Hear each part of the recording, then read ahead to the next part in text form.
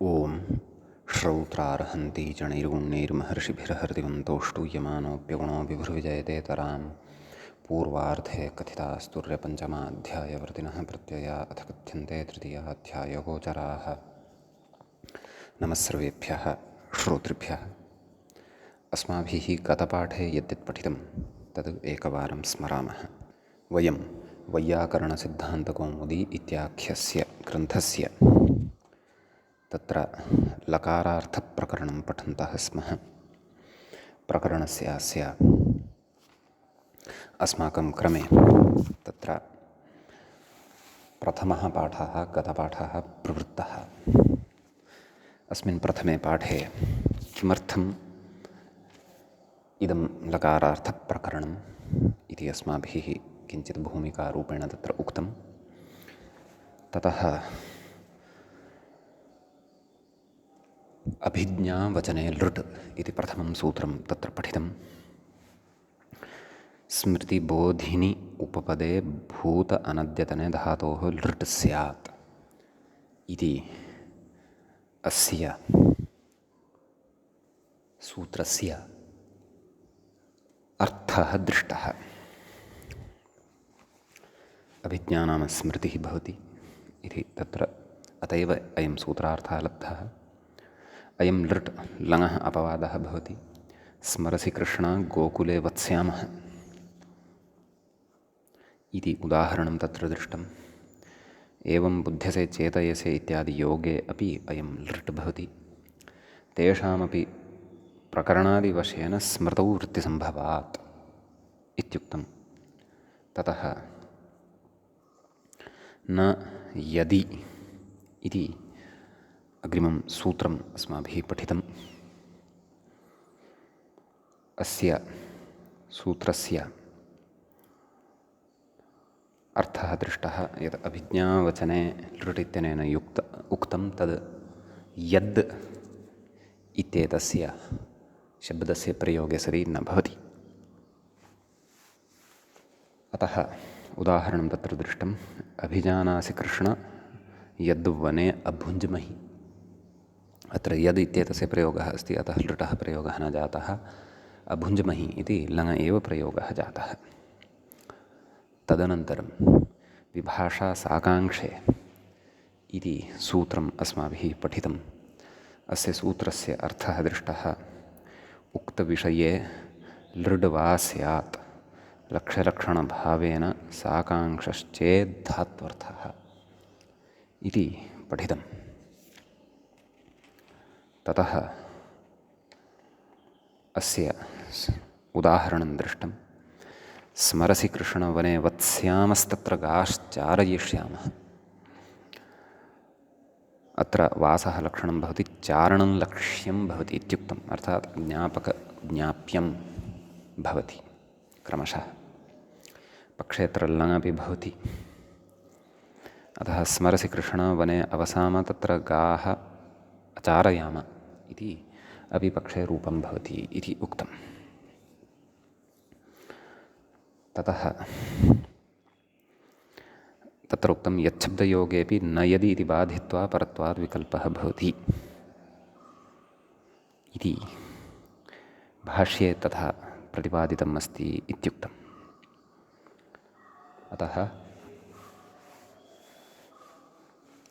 स्मरसि कृष्ण यद्वने वत्स्यामस्तत्र गाः चारयिष्यामः इत्यपि भवति। पक्षे लङपि भवति, यद् योगे सत्यपि इति भावः। ततः पूर्वं पठितमपि परोक्षे लिट् इति सूत्रं प्रकृते पुनः विशेषस्य कथनाय पठितं। चकार इति रूपं तत्र पूर्वं यत् साधितं कृधातोः पठनवेलायां तदेव अत्र पुनः अपि दर्शितं। नाम उदाहरणत्वेन सकृत् दर्शितं। ततः उत्तमपुरुषे चित्तविक्षेपादिना पारोक्ष्यं भवति। अतः सुप्तोऽहं किल विललाप इति उदाहरणं तत्र उक्तम्। बहुजगदा पुरस्तात् तस्य मत्ता किलाहम्। अत्रापि चित्तविक्षेपकारणात् अहमिति लिटि उत्तमपुरुषप्रयोगः युज्यते इति पठितं। ततः वार्तिकम् अस्माभिः पठितम्। अत्यन्तापह्नवे लिड्वक्तव्यः। कलिङ्गेषु अवात्सीः इति पृष्ठे सति नाहं कलिङ्गान् जगाम, एवं खलु। अत्र कारणीभूतगमनस्य एव अपलापात् अत्यन्तापह्नवस्य विषयः गम्यमानः भवति। अतः जगाम इति लिट् तत्र प्रयुज्यते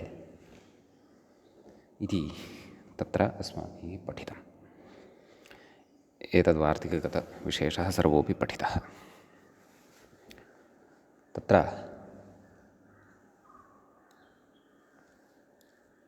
गतपाठस्य अन्ते व्याख्यायाः पङ्क्तयः इत्थमासन्। कलिङ्गेष्ववात्सीरिति अतस्त्वन्न सहवासयोग्य इति प्रश्नः। अङ्गवङ्गकलिङ्गेषु सौराष्ट्रमगधेषु च तीर्थयात्रां विना यातः पुनः संस्कारमर्हति इति वचनादिति भावः। नाहं कलिङ्गान् जगाम इत्युत्तरम्। कलिङ्गशब्दस्य जनपदविशेषवाचित्वात् बहुवचनं प्रकृते भवति इत्युच्यते। अत्र तद्देशगमनोत्तरकालिकवासविषयकप्रश्ने कारणीभूतगमनस्य एव अपलापात् अत्यन्तापह्नवः ज्ञेयः। कलिङ्गेष्ववात्सीः इत्यत्र अकर्मकधातुप्रयोगे देशः कालः बहवः इति कर्मसंज्ञायाः पाक्षिकत्वान् न द्वितीयाः इति कारकाधिकारे निरूपितम्। कर्मसंज्ञायाः विकल्पः तत्र भवति इति एतावत्पर्यन्तः व्याख्याभागः च गते पाठे अस्माभिः पठितः। अयम् अस्माकं क्रमे तत्र प्रथमः पाठः लकारार्थप्रकरणस्य प्रवृत्तः अभूत्। अधुना तावत् लकारार्थप्रकरणस्यास्य तत्र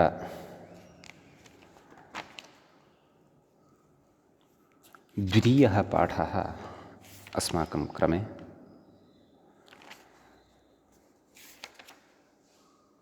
आरभ्यते। प्रकृते तिङः अपि सम्बन्धः भवत्येव, यतः लकारार्थः विधीयते, लकारस्य स्थाने तिङः तु भवन्ति एव सम्यक्। अतः तिङन्तसम्बन्धः परम्परया अस्य प्रकरणस्य भवत्येव भवतु। यद्यपि प्राधान्येन अत्र लकारार्थचर्चा एव अस्ति। अस्तु, तदिदानीम् अग्रिमं सूत्रम् अस्माभिः पठ्यते। हशश्वतोर्लङ्च इति अस्ति अग्रिमं सूत्रम्। सूत्रे हशः इति प्रथमं पदं भवति। नैव, तथा नास्ति, मया सम्यक् न उक्तं। हशश्वतोः, हशश्वतोः इत्येव प्रथमं पदं भवति इति षष्ठीविभक्तेः द्विवचनान्तम् इदं, नैव, सप्तमीविभक्तेः द्विवचनान्तम् इदं पदं भवति। लङ् इति विधीयमानं प्रथमान्तं च इति अव्ययपदं भवति। एवं खलु। हश्च शश्वच्च, हशश्वतौ, तयोः, हशश्वतोः, एवम् इतरेतरयोगद्वन्द्वः अत्र अवगन्तव्यः। एवं किल। ततः व्याख्यात्रा तु अत्र किमपि नोक्तं, स्पष्टं नाम सर्वं मूले एव उक्तमस्ति, किमपि वक्तव्यमत्र नास्ति। अतः सूत्रस्य अर्थः प्रकृते स्पष्ट एव अस्ति इति भावः। मूले किमुक्तम्? अनयोः उपपदयोः लिड् विषये लङ् स्यात् एवं खलु। प्रकृते परोक्षे लिट् इति अस्मात् सूत्रात् लिटः अनुवर्तनं भवति। सम्यक्। अपि च अनद्यतने लुट् इत्यस्मात् अनद्यतने इति अपि अनुवर्तते। तस्य सम्बन्धः तदेव तस्य लिटि एव अन्तर्भावः भवति। अतः उक्तं किम्? अनयोः उपपदयोः कौ तौ द्वौ उपपदौ अत्र उक्तौ ह इति शश्वत् इति च। सम्यक्। लिड् विषये लङ् स्यात्। लिड् विषये लङ् भवति इति भावः। लिड् विषयः कः? सः अस्माभिः पठितः वा न वा? भूतानद्यतनपरोक्षः लिड् विषयो भवति। ह इति अव्ययं भवति, शश्वत् इत्यपि अव्ययं भवति।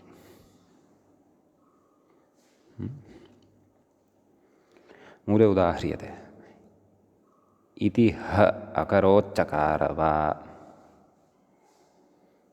इति ह अकरोत् चकार। तत्र पश्यन्तु, ह इति उपपदस्य योगः अस्मिन् वाक्ये अस्ति इति कृत्वा अकरोत् इति लङपि भवति, चकार इति लिट् अपि क्रियधातोः भवति इति भावः। नाम ह अकरोत् इत्यपि एकः न इति ह अकरोत् इत्यपि एकम् उदाहरणमत्र भवति, इति ह चकार इति उदाहरणान्तरं भवति। कोऽर्थः उदाहरणस्य इति चेत् तत्र ह इति अव्ययं क्षेपागमादेशनिन्दापादपूर्णसम्बोधनादिषु प्रयुज्यते। अर्थात् क्षेपार्थे, आगमार्थे, आदेशार्थे, निन्दार्थे, पादार्थे, पादपूर्णार्थे, छन्दसु वृत्तेषु पादपूर्णार्थे अपि अस्य प्रयोगः क्रियते। सम्बोधनादिषु अपि प्रयुज्यते। परोक्षभूते इति ह अकरोत् इति ह चकार। तत्र सन्दर्भानुसारम् एते अर्थाः गृहीतुं शक्यन्ते, ये अर्थाः मया ह इति एतस्य अव्ययस्य उक्ताः। समीचीनम्। ततः शश्वत् इत्येतस्य उदाहरणं। शश्वत् इत्यपि अव्ययमेव भवति। किं तत्र मूले उक्तं? शश्वत् अकरोत् चकार वा। शश्वत् इति अव्ययं सर्वकालसातथ्यनित्यसहार्थ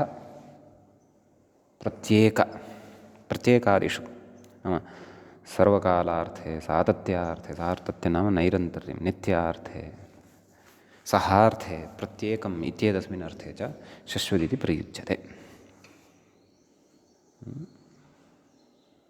शश्वद् अकरोत्,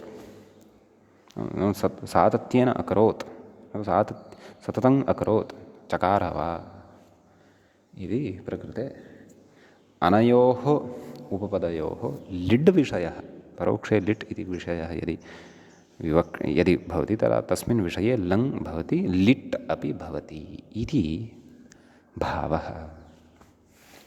इति एतावान् विशेषः हशश्वतोर्लङ् च इति सूत्रगतः भवति। समीचीनम्। ततः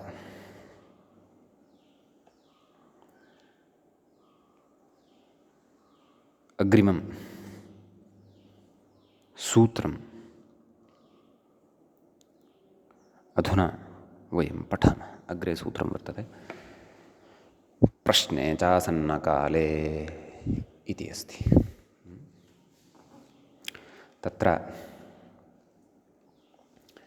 प्रश्ने इति सप्तम्यन्तं पदं भवति। सप्तमी विभक्तेः एकवचनान्तम् इदं पदं भवति। आसन्नकाले इति चापि सप्तम्यन्तं, सप्तमी विभक्तेः एकवचनान्तं पदं भवति। आसन्नश्चासौ कालश्च आसन्नकालः तस्मिन् आसन्नकाले एवं कर्मधारयः अत्र ज्ञेयः।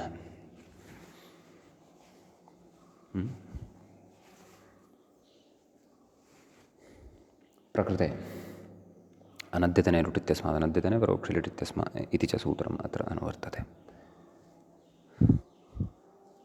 ततः भूते धातोः प्रत्ययः परश्च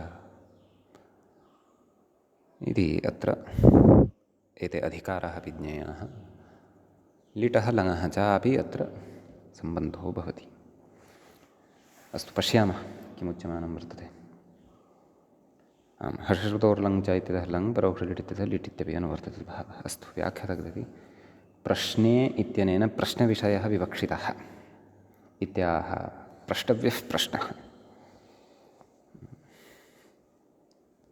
प्रश्नः नाम प्रष्टव्यः कश्चन विषयविशेषः इति भावः। अग्रे गच्छति अर्थे इत्यनन्तरं वर्तमानात् धातोरिति शेषः। मूले सूत्रार्थः द्रष्टव्यः। आसन्नकाले पृच्छ्यमाने अर्थे वर्तमानात् धातोः व्याख्यातः कथयति खलु। नाम तदनन्तरं वर्तमानात् धातोः इति तत्र योजयन्तु सूत्रस्य अर्थस्य अवगमनाय। तद् अनुवृत्त्या लभ्यते एव अपि। धातोः इति अधिकारः अस्ति खलु। एवं खलु वर्तमानात् धातोः लिड् विषये लिङ् लिटौ स्तः। क्षन्तव्यः लङ् लिटौ स्तः। एवं खलु नाम लङपि भवति लिडपि भवति इति भावः। एवं खलु कथयति प्रयोक्तृदृष्टिपथातिक्रान्तत्वम् अनासन्नकालत्वम्। किं नाम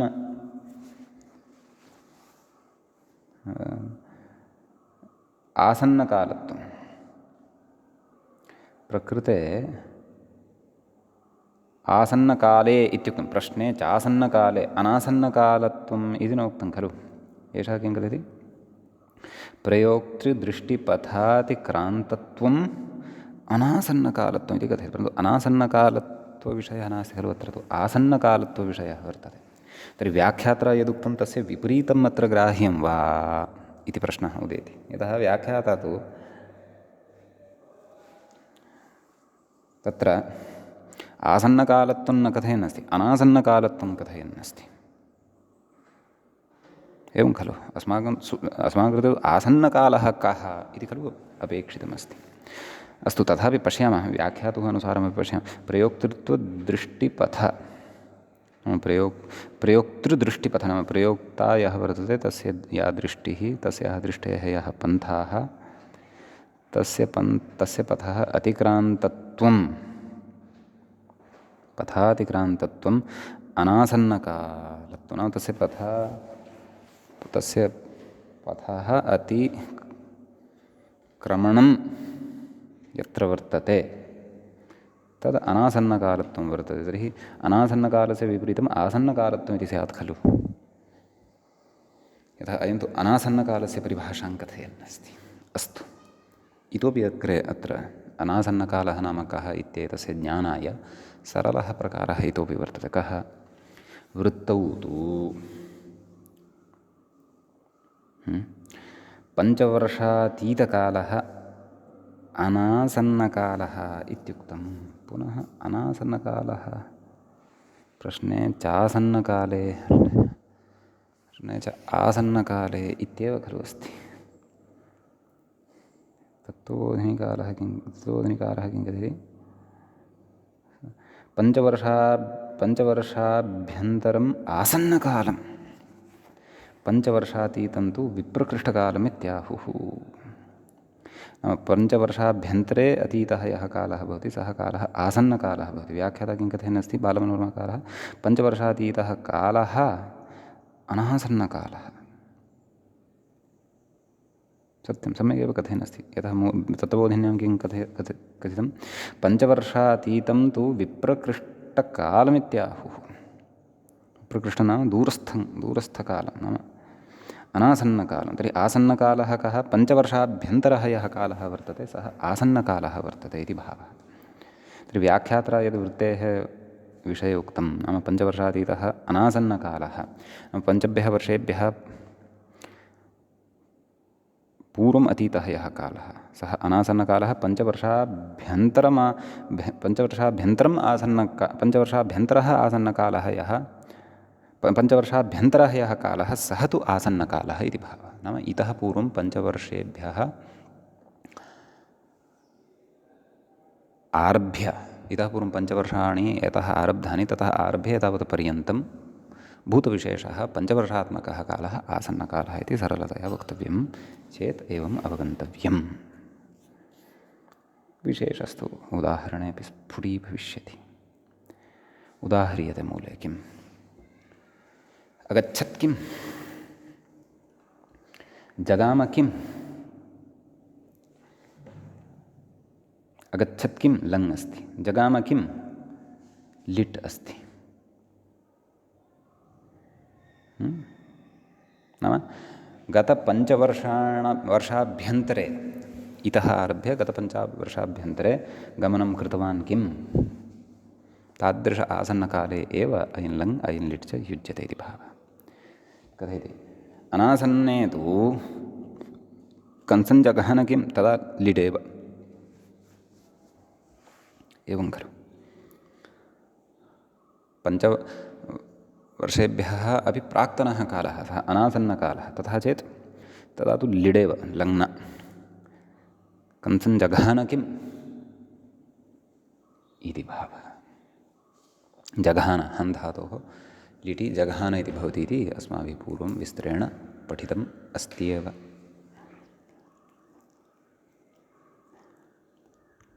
सम्यक्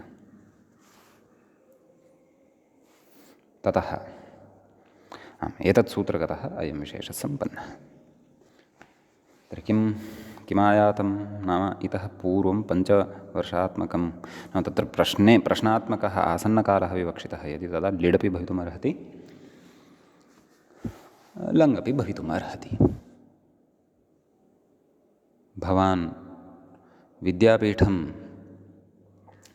भवान् परह्यः विद्यापीठं जगाम किम् एवं लिटमादाय अपि प्रयोगः कर्तुं शक्यते पञ्चभ्यः वर्षेभ्यः प्राक्तनः कालः चेत् तदा तु भवान् दशभ्यः वर्षेभ्यः पूर्वम् अथवा 50 वर्षेभ्यः पूर्वं विदेशं जगाम किं तदा तु लिडेव सम्यक् इति कश्चन विशेषः अत्र भवति इदानीम् अग्रिमं सूत्रम् अत्र पठामः वयम् अग्रे सूत्रं वर्तते लट् स्मे इत्यस्ति तत्र लट् इति प्रथमान्तं पदं भवति प्रथमाविभक्तेः एकवचनान्तं भवति स्मे इति सप्तम्यन्तं सप्तमीविभक्तेः बहुवचनान्तं भवति वस्तुतः इदम् अव्ययं भवति स्मा इति तस्य प्रकृतेः अनुकरणं कृत्वा सप्तम्यन्ततया अत्र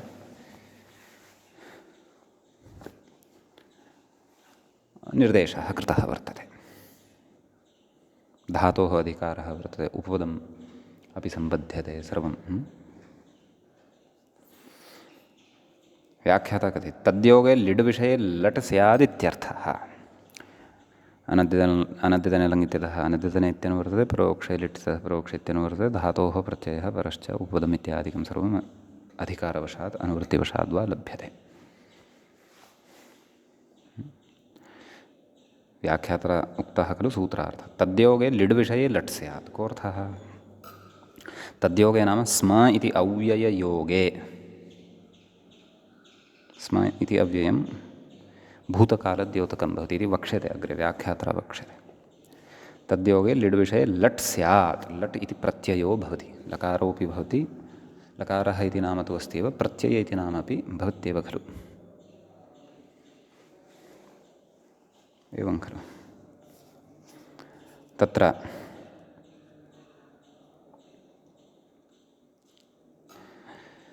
यजति स्मेति इति उदाह्रियते मूलस्य यजति स्म युधिष्ठिरः स्म शब्दो भूतकालद्योतकः यजनं करोति स्म इति भावः एवं खलु अनद्यतनभूतकालार्थे अस्य स्म इत्येतस्य प्रयोगः भवितुम् अर्हति लिड् विषये लट् अत्र भवति स्मे उपपदे सति इति भावः स्म इति उपपदभूतः वाक्ये अस्ति एव समीपस्थं पदम् उपपदं यजति इति लट् जातः एतेन लिटोपवादः नाम लिडर्थे ऐन् लट् वर्तते इति भावः सम्यक् इति एतावानेव विशेषः लट् स्मे इति सूत्रे वर्तते अहं गतवर्षे विद्यापीठे पठामि स्म एवं खलु इत्यादयः प्रयोगाः तत्र युज्यन्ते अथवा अस्माभिः व्यवह्रियन्ते अपि अहं प्रातःकाले पठामि स्म इति तु न युज्येत खलु यतः प्रकृते लीटः अपवादः एषः उक्तः नाम लिडर्थस्य अपवादः एषः भवति अतः अनद्यतनार्थः अत्रापि सम्बध्यते एव खलु इति भावः अग्रिमं सूत्रमधुना पठामः सूत्रं भवति अग्रे अपरोक्षे च इति एवं खलु अपरोक्षे सप्तमी विभक्तेः एकवचनं वर्तते च इति अव्ययपदं भवति न परोक्षम् अपरोक्षं तस्मिन् अपरोक्षे इति भवति एवं खलु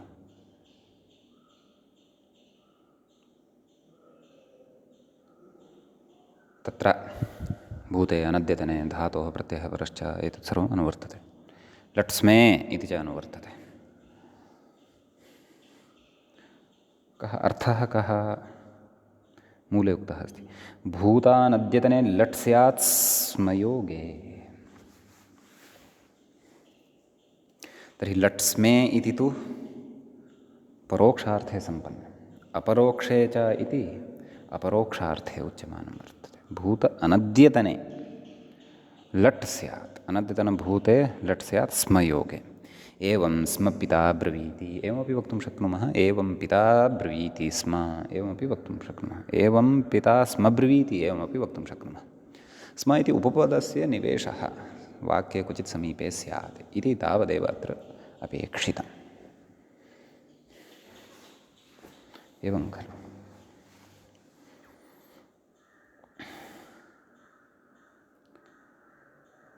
व्याख्याता कथयति एवं स्मेति अग्रे कथयति पिता एवम् उक्तवान् इत्यर्थः एवं स्म पिता ब्रवीति पिता एवम् उक्तवान् अनद्यतने भूते एव अयं लट् परन्तु अत्र अपरोक्षार्थः अस्ति नाम प्रत्यक्षत्वेन अपि उक्तं स्यात् यदि अनद्यतनभूते तदापि अत्र अयं लट् भवितुम् अर्हति इति भावः एवं खलु अग्रे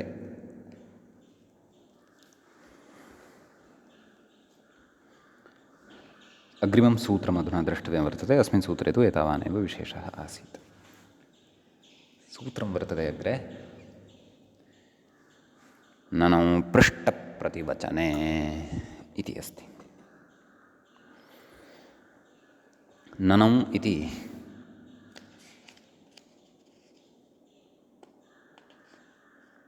सप्तमी विभक्तेः एकवचनं भवति पृष्ठप्रतिवचने इति अपि सप्तम्यन्तं भवति पृष्ठस्य प्रतिवचनं पृष्ठप्रतिवचनं तस्मिन् पृष्ठप्रतिवचने षष्ठी तत्पुरुषसमासः अत्र भवति।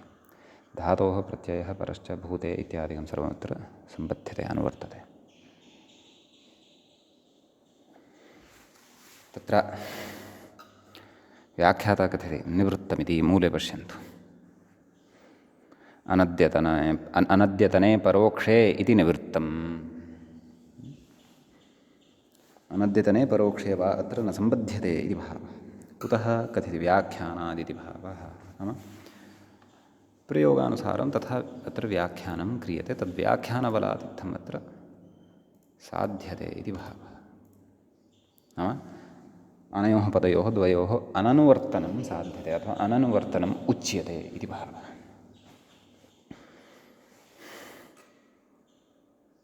सम्यक्। तर्हि कोऽर्थः? भूते लट् स्यात्। नाम न शब्दस्य नैव क्षन्तव्यः। भूत अस्माभिः ननौ पृष्ठपरिवचने इति पठ्यमानमस्ति खलु? आमां। तत्र किमुक्तं मूते पश्यन्तु। भूते लट् स्यात्, सम्यगेव उच्यमानमस्ति। भूते लट् स्यात्। अकार्षीः किं? ननु करोमि भोः। नाम पृष्ठस्य प्रतिवचनं यदि कर्तव्यं स्यात्, पृष्ठं यदस्ति तत्तु भूतकालम् आदाय पृष्ठं स्यात् यदि अपि, तदापि तस्य पृष्ठप्रतिवचनं यदि कर्तव्यम्, एवं खलु? नाम पृष्ठं यदस्ति तस्य उत्तरं दातुं लट् लकारः भवति, परन्तु ननु इति शब्दस्य प्रयोगः तत्र भवेत्, ननु इति उपपदं तत्र भवेत् इति आवश्यकमस्ति इति सूत्रस्य अर्थः। अकार्षीः किं? ननु करोमि भोः। एवं खलु इति अस्ति। नाम कृतवान् अस्मि इति भावः। तद् व्याख्याता कथयति ननु, आदौ कथयति अकार्षीः किमिति प्रश्नः, ननु करोमि इत्युत्तरम् अकार्षम् इत्यर्थः। ननु करोमि इत्येतस्य अर्थः कः? अकार्षम् अस्ति सः लट्, परन्तु अर्थः भूतस्य एव। यः लुङा अत्र भूतः उक्तः वर्तते, भूतकालः इति भावः। कथयति ननु इति सम्बोधने, प्रकृते ननु इति अव्ययं सम्बोधने वर्तते। ननु करोमि भोः इति, भोः इत्यपि सम्बोधने एव अस्ति, ननु इत्यपि सम्बोधने एव अस्ति इति उच्यमानम् अस्ति। प्रयोगशरणं व्याकरणं, नाम प्रयोगेषु तथा दृश्यते। एवं खलु? भोः इत्यस्य प्रयोगः न कृतः चेदपि चिन्ता नास्ति। ननु करोमि, ननु करोमि, ननु करोमि, एवमपि वक्तुं शक्नुमः। सम्यक्। इति अयं विशेषः ननु पृष्ठप्रतिवचने इति सूत्रे भवति। अधुना वयम् अग्रिमं सूत्रम् अत्र पठामः। अग्रे सूत्रं भवति नन्वोर्विभाषा इति। तत्र नन्वोः इति सप्तमी विभक्तेः द्विवचनान्तं पदं भवति। विभाषा इति प्रथमान्तं भवति। नश्च नुश्च ननु तयोः नन्वोः गुरुगुर्वोः इति यथा भवति तद्वत् नन्वोः इति इतरेतरयोगद्वन्द्वः भवति। सप्तमी द्विवचनान्तता तु उक्ता एव। तदेव कथयति व्याख्याता अपि न नु अनयोः द्वन्द्वः, नाम इतरेतरयोगद्वन्द्वः इति भावः। तदाह न शब्दे नुशब्दे चेति मूले पश्यन्तु। न शब्दे नुशब्दे च लड् वा स्यात्, नाम न शब्दे उपपदे नुशब्दे उपपदे च, अथवा न शब्दस्य प्रयोगे नुशब्दस्य च प्रयोगे लड् वा स्यात्। लट् विकल्पेन भवति इति भावः। न नु अनयोः द्वयोः अत्र विषयः भवति। सम्यक्।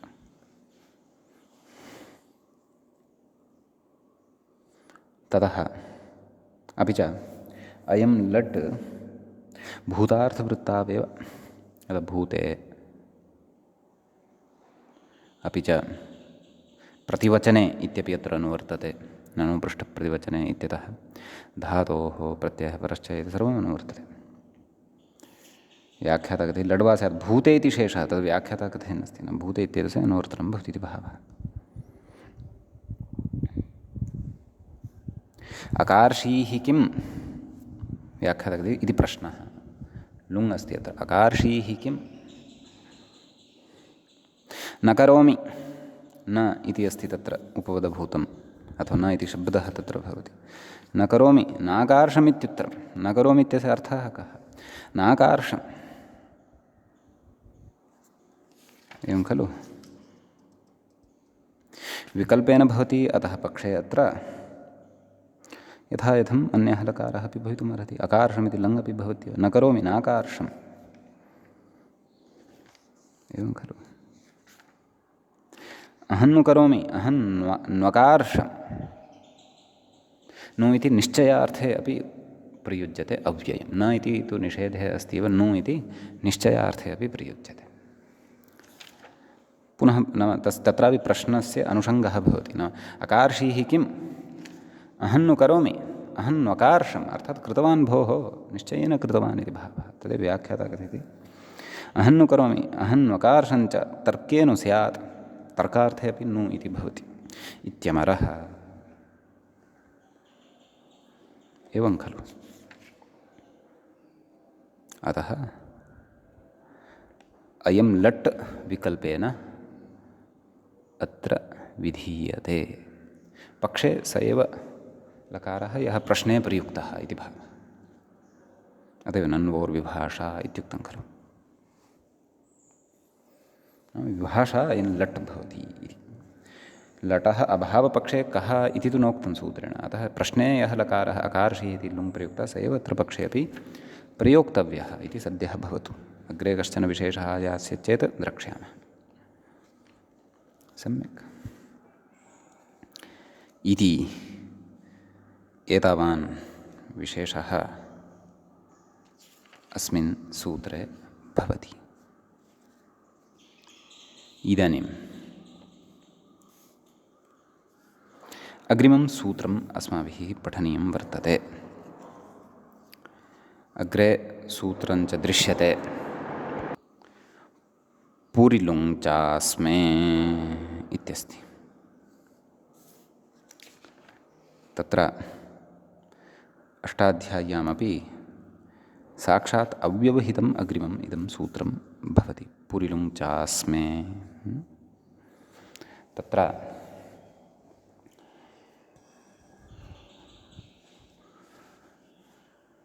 पुरि इति पुरा इति अव्ययस्य सप्तमीविभक्तेः एकवचनान्ततया सप्तम्यन्ततया अत्र उक्तं वर्तते। विश्वपा विश्वपि प्रकृतिवदनुकरणं विधाय पुरि इति। एवं खलु। तत्र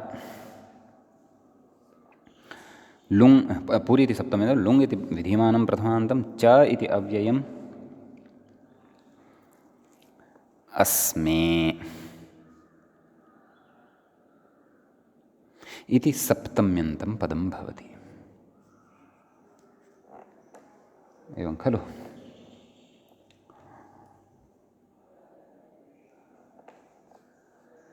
न स्मे न स्म अस्म तस्मिन् अस्मे इति।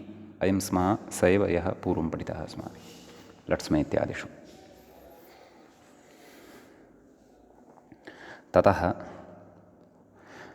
प्रकृते तदेव प्रत्ययः परश्च अनद्यतने भूते लट् धातोः इत्यादिकं सर्वम् अनुवर्तते। व्याख्याता कथयति अस्मे इति छेदः नाम पुरि लुङ् च अस्मे एवं रीत्या चत्वारि पदानि अस्मिन् सूत्रे वर्तन्ते इति भावः।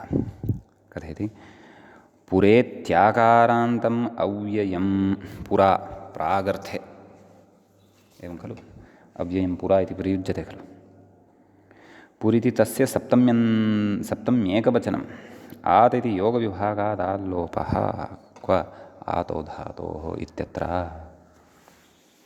एवं खलु तेन क्त्वः इत्यादिकं सिद्ध्यति इति तत्रैव पठितं खलु अस्माभिः सम्यक् कथयति अनद्यतनग्रहणं मण्डूकप्लुत्यानुवर्तते इति कथयति एवं खलु तत्र अनद्यतने लङ् इत्यस्ति खलु 11,100 सूत्रम् अस्मिन्नेव पादे इदं तु 22,000 सूत्रं वर्तते अतः मण्डूकप्लुत्या अद्यतने अनद्यतने इति अनुवर्तते अनद्यतने लङ् इत्येतस्मात् व्याख्यातः अत्र व्याख्यानमेव शरणं मण्डूकप्लुत्याश्रयणेन तावद्दूरस्थमपि पदमत्र आनीयते इत्यत्र व्याख्यानमेव शरणं भवति इति भावः सम्यक् ततः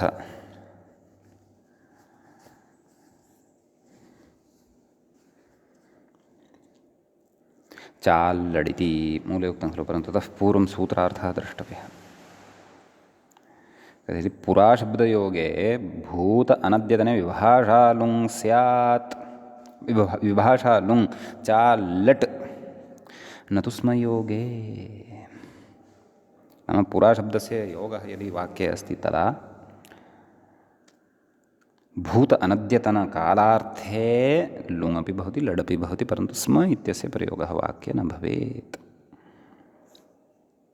विभाषा विकल्पेन भवति पक्षे यथा प्राप्तं पक्षे तु यथा योग्यं तत्र यथा प्रकरणानुरोधं तत्र लकारः भवति सः अत्र प्राप्तः भवति तद् उदाह्रियेत कदाचित् अस्तु व्याख्यातः चाल्लडिति अग्रे कथयति तथा च लुङ् लट् च वेति फलितं पक्षे इति एतदुभयाभावपक्षे इत्यर्थः यथा प्राप्तमिति अनद्यतनपरोक्षे लिट्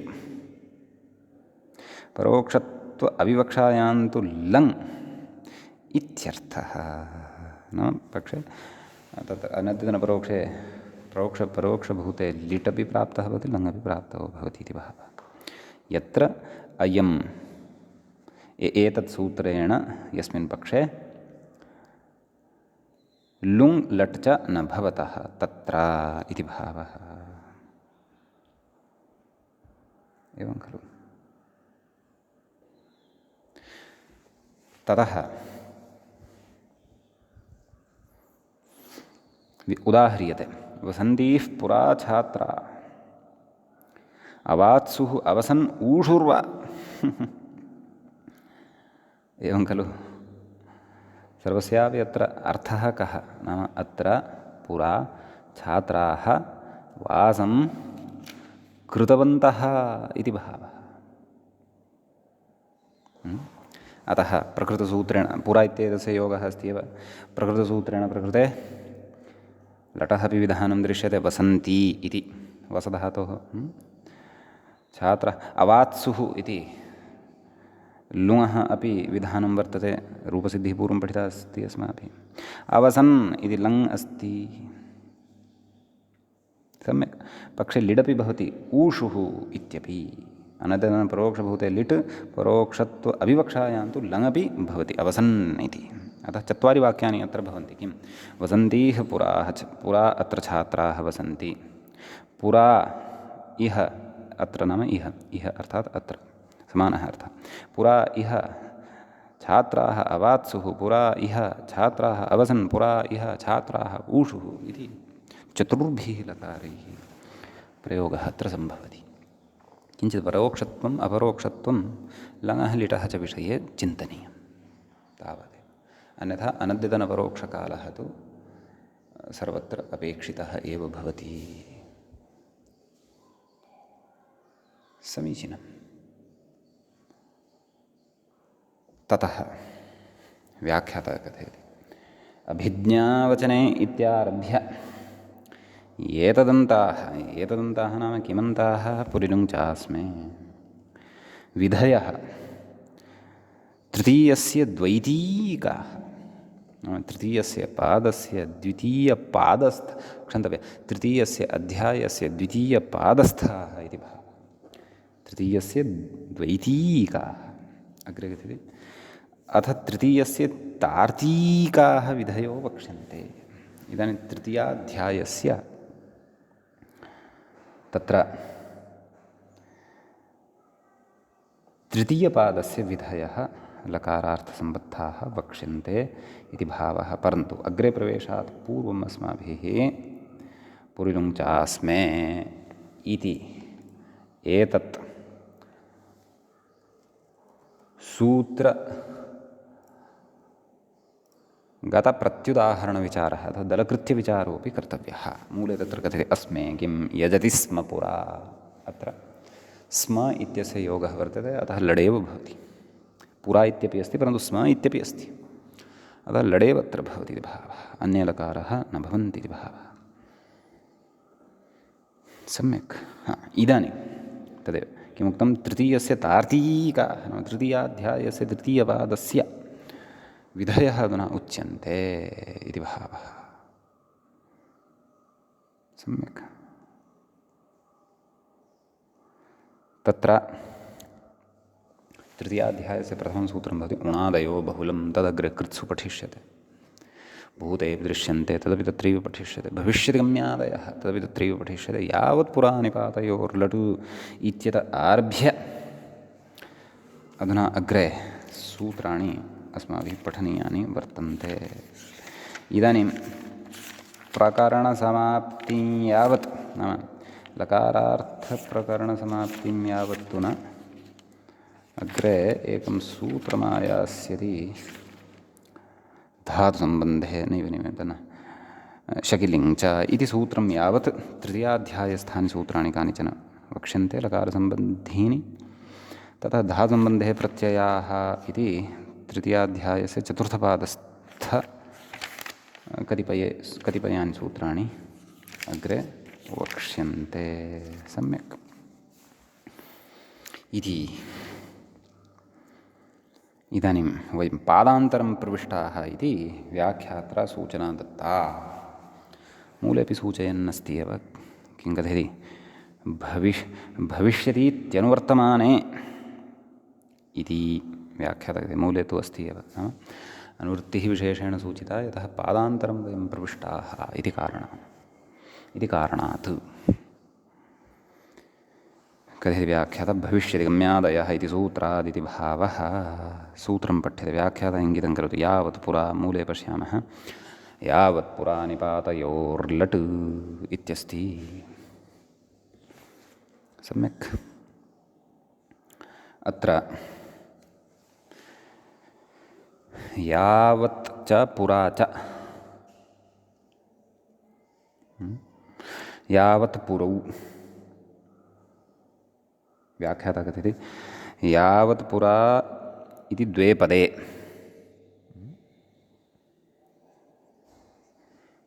वस्तुतः यावत् पुरा निपातयोः इति सूत्रे प्रथमं पदं भवति सप्तमीविभक्तेः द्विवचनान्तमिदं पदं भवति लट् इति द्वितीयं पदं भवति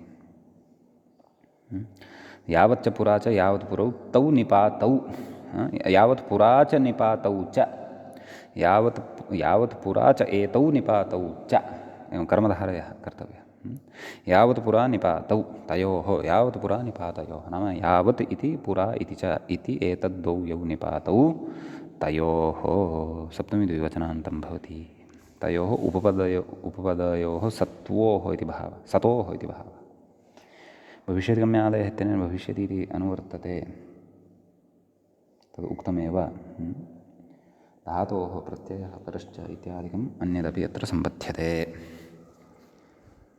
व्याख्यातासूत्रार्थं कथयति अनयोः प्रयुज्यमानयोः लट् स्यादित्यर्थः अनयोः द्वयोः प्रयुज्यमानयोः लट् इति प्रत्ययो भवति इत्युच्यते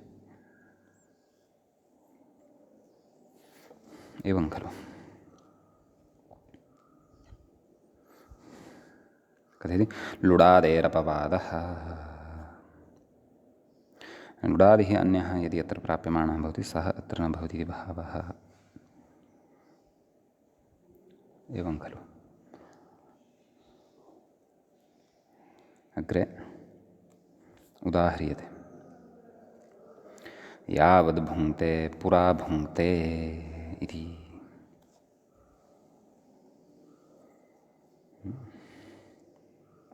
यावद् भुङ्क्ते कोऽर्थः? निश्चयेन भुङ्क्ते, निश्चयेन खादिष्यते, निश्चयेन खादिष्यति। पुरा भुङ्क्ते अतः पूर्वं खादिष्यति। पूर्वमित्येतस्य प्रथमं, प्रथमतया इत्यपि अर्थः भवति।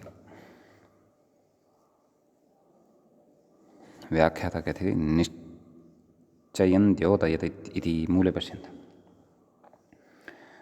निपातौ एतौ निश्चयं द्योतयतः, नाम निश्चयार्थवाचकौ एतौ निपातौ अत्र स्तः।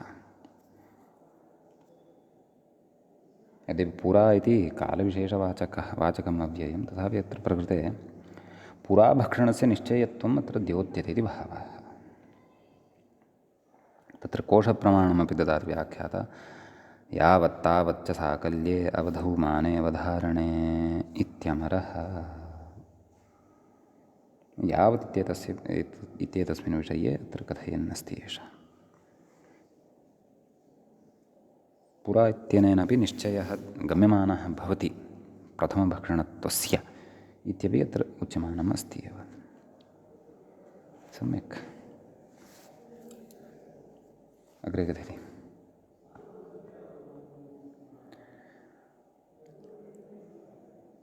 निपातयोः किं नाम एतौ यदा निपातौ भवतः, एवं खलु।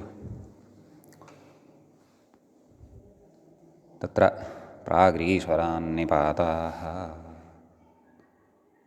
निपाताः के भवन्ति इति वयं जानीमः। तेषाम् अव्ययत्वमपि भवति इत्यपि वयं जानीमः। स्वरादिनिपातमव्ययं। सम्यक्। तर्हि प्रकृते कथयति यावत्तावच्च साकल्ये अवधौ, क्षन्तव्यं, मूले मूले मूले मूले पुनः निपातयोः किं यावद्दास्यते तावद् भोक्ष्यते। कथयति व्याख्याता यत्परिमाणकं तत्परिमाणकम् इत्यर्थः। कथयति यत्तदेभ्यः परिमाणे वतुबन्तत्वेन निपातत्वाभावान् लडिति भावः। यावत् परिमितं दास्यते तावत् परिमितं भोक्ष्यते। अत्र यावत् अपि च तावत् इत्यनयोः निपातत्वं नास्ति, परन्तु यत् तत् इति शब्दाभ्यां क्रमशः, नाम इति शब्दाभ्यां परिमाणार्थकवतुबन्तम् इदं शब्दद्वयं भवति इति भावः। एवं खलु। पुरा इत्यपि पुर् इति शब्दस्य तृतीया विभक्तेः एकवचनान्ततया यदा श्रूयते तदा तस्य निपातत्वं न भवति। अतः अत्र मूले कथयति करणभूतया पुरा यास्यति, निपातत्वं नास्ति, अतः लृडेव भवति यास्यति। एवमेव पूर्वमपि यावत् दास्यते भोक्ष्यते, दास्यते भोक्ष्यति, तत्र यावत् तावत् इत्यनयोः निपातत्वं नास्ति, यावत् इत्येतस्य निपातत्वं नास्ति इति कृत्वा लट् न भवति, लृडेव भवति इति भावः। कथयति व्याख्याता पुरा यास्यति इति प्रत्युदाहरणान्तरं पुरशब्दस्य पुरा इति तृतीयान्तमिदं तत्स्फोरणाय करणभूतया इति विशेषणं प्रदत्तं। करणभूतया इत्युक्तम् इति भावः। नाम करणभूताया एषा पूः तया पुरा यास्यति इति भावः। एवं खलु। इति कश्चन विशेषः अत्र भवति। इदानीम् अग्रिमं सूत्रम् अत्र वयं पठामः। अग्रे सूत्रं वर्तते विभाषा कदाकर्ह्योः इत्यस्ति। विभाषा इति अव्ययपदं भवति। कदाकर्ह्योः इति च तत्र सप्तमी विभक्तेः द्विवचनान्तं भवति। एवं खलु। नाम कदा च कर्हिश्च, कदा कर्ही तयोः, कदा कर्ह्योः। भविष्यदिगम्यादयः इत्यतः भविष्यति इति अनुवर्तते। यावत् पूर्वानिपातयोर्लट् इत्यतः लड् इत्यनुवर्तते। धातोः प्रत्ययः परश्च इति च अत्र सम्बध्यते।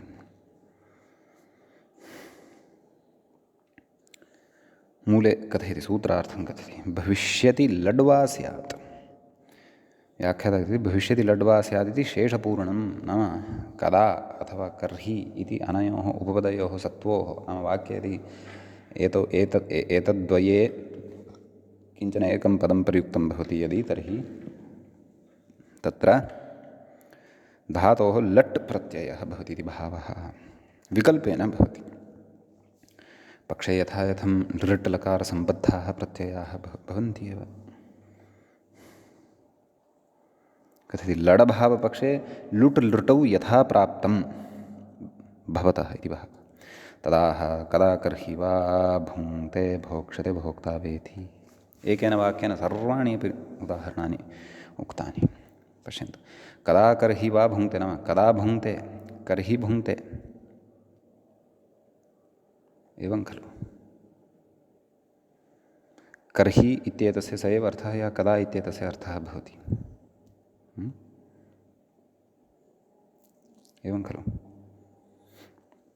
तर्हि कदा भुङ्क्ते लट् अस्ति, कदा भोजनं करिष्यति इति भावः। कर्हि भुङ्क्ते अर्थात् कदा भोजनं करिष्यति इति भावः। ततः भोक्ष्यते भोक्ता वा, कदा भोक्ष्यते इति लृट् अपि भवति। कदा भोक्ता अनद्यतन भविष्यतः यदि विवक्षा अस्ति तदा लुट् अपि भवति। कदा भोक्ता इत्यपि भवति। सम्यक् इति अत्र उच्यते। अग्रे कथयति, व्याख्याते, न च कर्हि योगे लङभावपक्षे लुडेव उचितः, न तु लृट्। अनद्यतने ऋहलन्यतरस्याम् इति ऋहलन्त कर्हि योगविरोधात् इति वाच्यं। अनद्यतने एव ऋहल् भवति इति भावः। लृडुदाहरणस्य कदा योगमात्रविषयत्वात् इति इत्याहुः। अतः प्रकृते कर्हि योगे लडभावपक्षे लुट् एव भवेत्, क्षन्तव्यं, लुङ् इति न लुट् एव भवेत्, न तु लृट् इति अत्र न शङ्कनीयम् इति भावः। एवं खलु। अतः पक्षे लुट् अपि भवितुमर्हति लृट् अपि भवितुमर्हति इति कथयति एषः। इति एतावान् विशेषः अस्मिन् सूत्रे भवति। अग्रिमं सूत्रम् अधुना पश्यामः। किं वृत्ते लिप्सायाम् इत्यस्ति।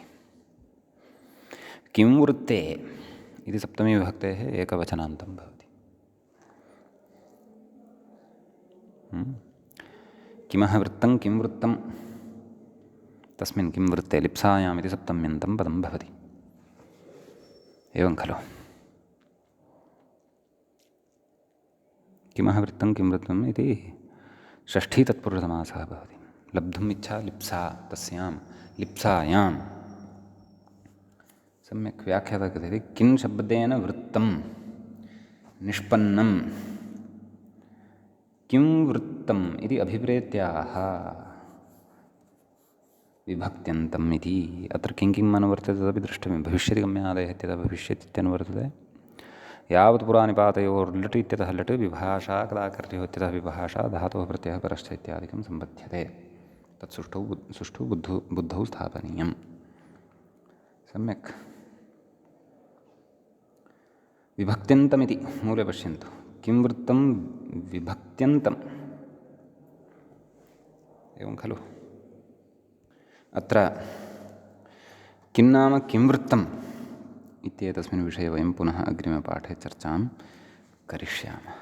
अद्यतनपाठः तावत् अत्रैव उपसंह्रियते। इतोपि विस्तरेण किं वृत्तलिप्सायाम् इत्येतस्य सूत्रस्य अर्थमपि वयं ज्ञास्यामः।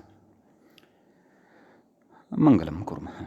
श्रौत्रार्हन्ति चणैर्गुण्यैर्महर्षिभिरहर्दिवं तोष्टूयमानोऽप्यगुणो विभुर्विजयतेतरां पूर्वार्धे कथितास्तुर्यपञ्चमाध्यायवर्तिनः प्रत्यया अथ कथ्यन्ते तृतीयाध्यायगोचराः।